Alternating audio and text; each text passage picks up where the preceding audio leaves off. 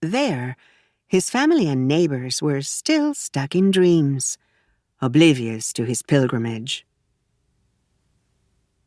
The moon was highest in the sky when Teresa startled from sleep, her face wet.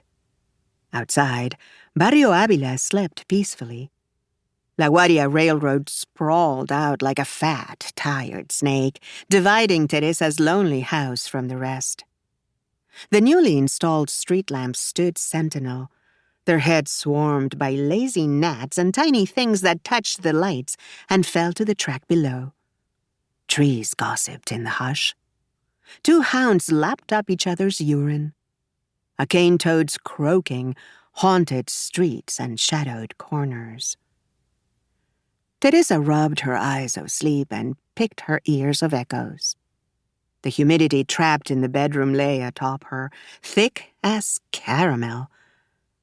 In a tender reflex, she felt gently for her grandmother's arm, but the sheets beside her were dry and undisturbed.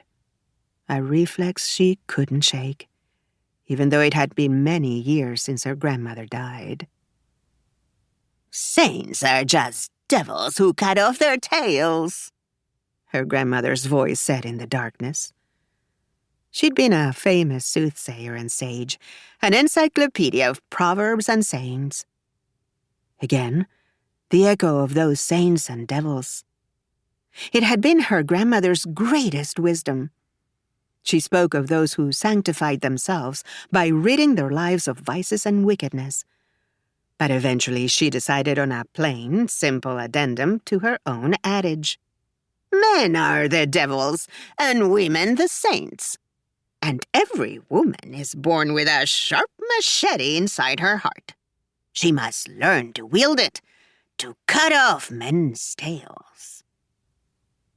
Women far and wide subscribed to her grandmother's gospel, and she even advised Teresa to keep the tail locked away from the things she loved. "If you were to open my drawer, the tails would scramble and jump out like vipers," her grandmother confessed. "They would slither away and try to reattach themselves." Teresa looked to her rattling nightstand, its varnished wood glimmering in the moonlight. There she had locked away the only tail she'd ever collected, her husband's, Jose Maria's. A man's voice broke through her radio static. "It's almost midnight, folks, and it's a scorcher," crooned the announcer. "This next song is for all the lovers out there." Historia de un Amor played in a sensual, somber cloud. It was a familiar song for those who couldn't sleep. Edie Gourmet's seductive soprano filled the bedroom. A trio of guitars accompanied the velour of her voice. A damp nightclub smoke blew out from the speaker and danced a lazy bolero with the humidity. "Tonight, the moon turns red as a heart," said the radio announcer before signing off. "So hold that lover close." Another of her grandmother's sayings bubbled up in Teresa's memory.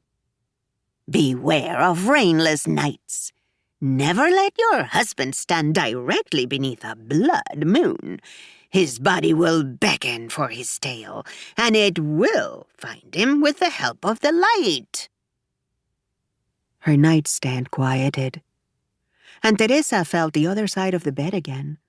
Not for the memory of her grandmother this time, but for Jose Maria. He should have been home hours ago to escort her to the theater. They'd been invited by Cristina, Teresa's best friend, who lived across the street. But Jose Maria never showed up, so Teresa had gone to tonight's play without him.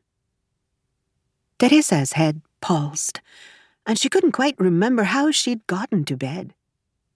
She sat up, filing through the day's memories. She'd woken up at 5 a.m. to make coffee. Jose Maria was already awake, sitting sullenly at the kitchen table. It was the largest banana harvest of the year, so Teresa assumed he was mentally preparing for the day, and despite the rest of the country observing Holy Week.